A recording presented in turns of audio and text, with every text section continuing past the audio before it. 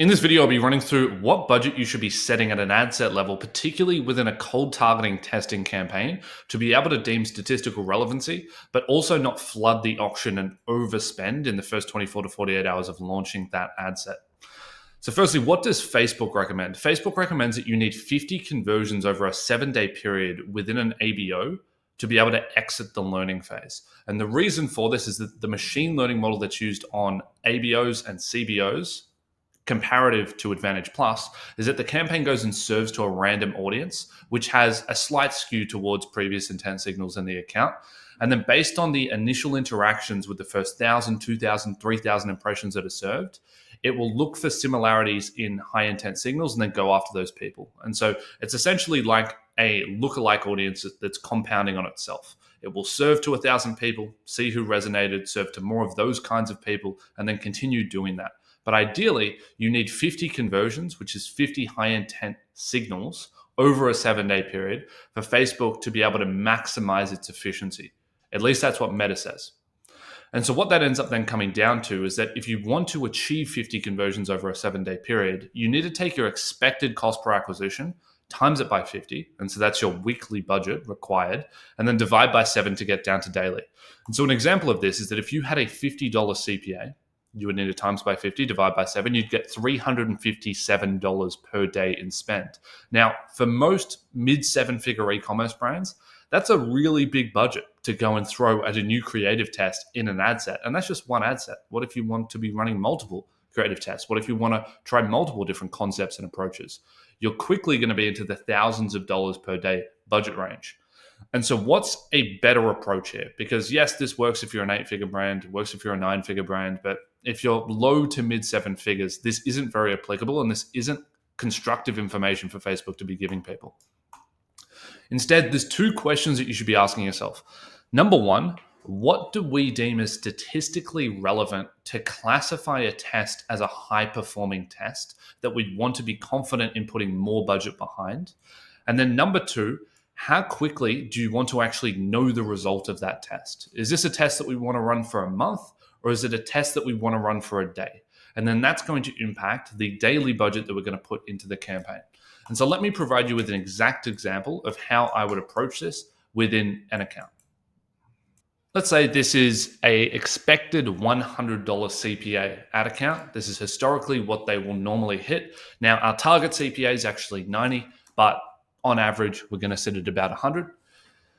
And then let's say that this is a new concept that we want to test over a 7-day period. Now, when you're choosing the time period that you want to run a test over, in an ideal world, you want to run tests as quickly as possible so that you can gain insights and you can iterate. The quicker you can learn, then the quicker you can go to the next iteration and then quickly put yourself on a growth curve. However, there is the reality that if you try to squeeze down a testing period into a very short period of time, there will be 2 negative externalities that appear. Number 1 is that customers do not go through a 24 to 48 hour purchasing cycle. And so in most cases, if you launch a new campaign or you launch an ad set and you start gathering net new users viewing that ad and beginning their journey through understanding your brand and getting close to a purchase, they likely won't purchase within that 24 to 48 hours. A lot of them are going to take 3, 4, 5, 6, 7 days before they become comfortable with making the click, making the conversion, and then having that attributed to the ad set. And so if you try to pump a new creative for 1 day and see the results, you're likely not looking at the data objectively enough because you're disregarding the customer journey and the extended customer journey that normally occurs. The second disadvantage of going with a really short time period here and going for 1 to 2, 3, even 4 to 5 days, in my opinion, is that there are so many different variables that are outside of the control of marketing that are going to vary on a day-to-day basis.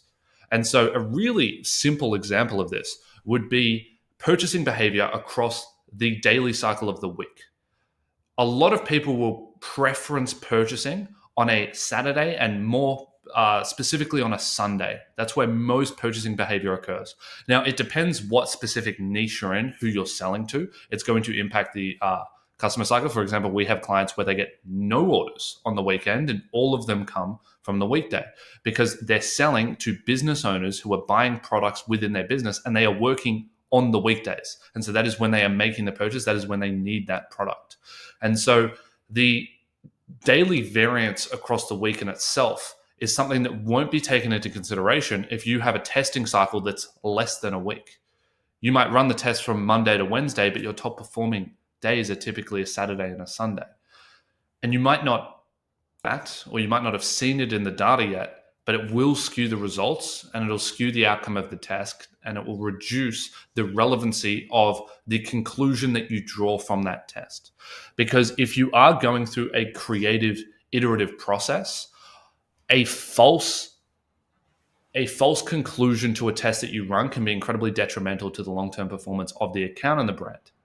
If you were to run a test on a specific angle that you think would work really well, you have a few different iterations of creative that's going after that particular audience with a particular offer, with a particular message, and it doesn't resonate, you don't see the performance, you run it for 3 days, you run it at a relatively low budget, CPCs are high, only a few purchases come off the back of it, attributed return on ad spend isn't where you need it to be, and then you cut it, and you now draw the conclusion that that didn't work, never do something like that again, and move on.